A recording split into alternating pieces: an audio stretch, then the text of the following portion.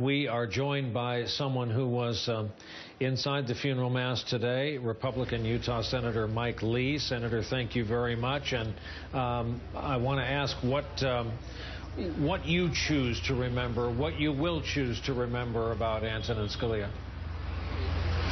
You know, I will remember Justice Scalia as someone who revolutionized the way Americans look at the law, at the way they revere the Constitution. He's the modern father of textualism and originalism.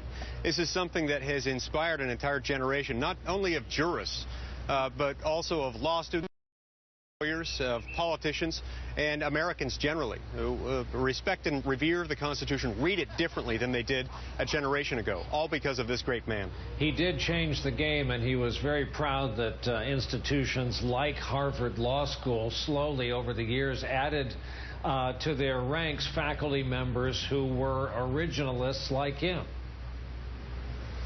That's right, and it was largely inspired by him. This was a vernacular that was not common in the American courtroom or the American legal classroom prior to Justice Scalia's ascension to the bench.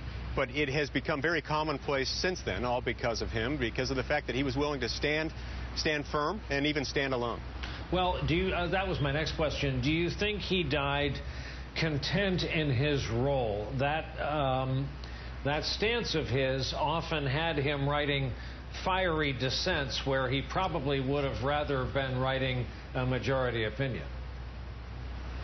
No, that's right. He certainly found himself in that circumstance many, many times before. But it's interesting. I've been reflecting over the last week and remembering that when my late father, Rex Lee, who was President Reagan's Solicitor General and a good friend of Justice Scalia's, when Justice Scalia was nominated to the bench in 1986, he predicted at the time that Justice Scalia would be a coalition builder, that he would build consensus on the court.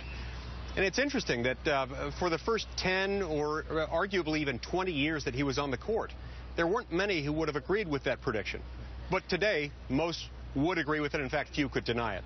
I asked this of someone earlier. Do you think with the death of Justice Scalia, lawyers who appear before the court now will have a little extra time to lay out their case?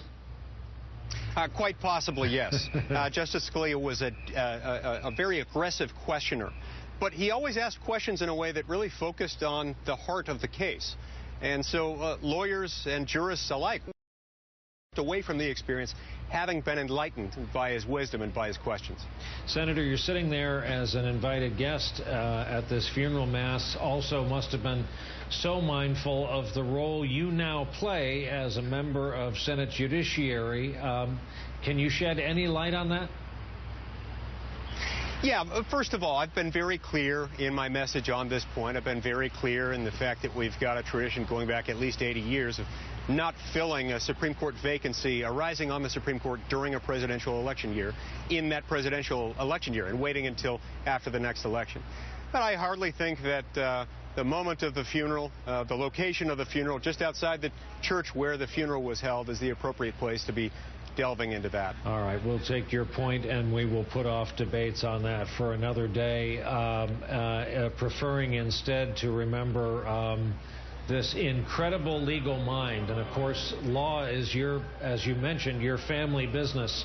So you were luckier than most to have an exposure to Antonin Scalia during his lifetime.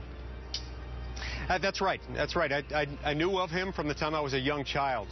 He and my father were good friends. My parents traveled with them extensively, and I had admired him from afar for a long time.